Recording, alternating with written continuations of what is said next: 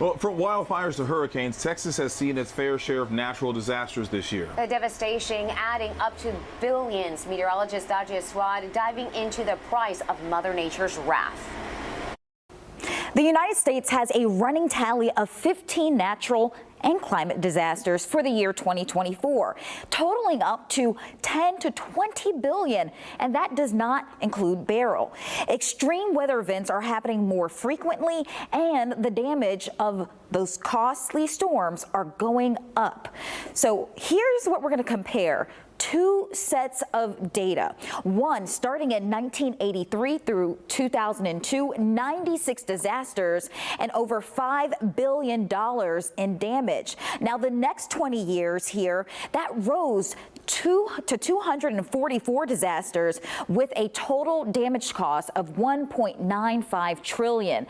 That's a 257% increase in damage costs. I spoke with an expert who works with government agencies on climate resilience and policies, and I asked him, why are these storms costing more? And some of those factors, are climate change that's pumping the atmosphere and the oceans with more heat that essentially puts extreme weather on steroids.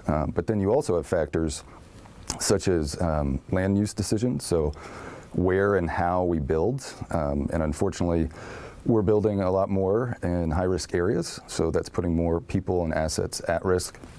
And then there's also population migration and population growth in some of these high-risk areas. So when you add all three of those factors together, that's when you can expect to see an increase in cost and frequency of some of these really damaging events. And it also, to your point, goes down to, this is felt by businesses. When you have flooded roadways or impassable roads, it doesn't matter if a business is open if nobody can get there.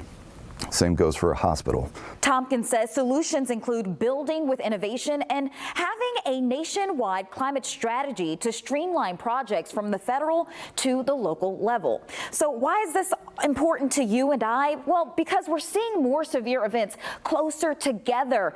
Before, back in the 1980s, it'd be 100 days or more between some of those events. Now it's down to around 20. So that makes it harder for us to recover and prepare for the next disaster.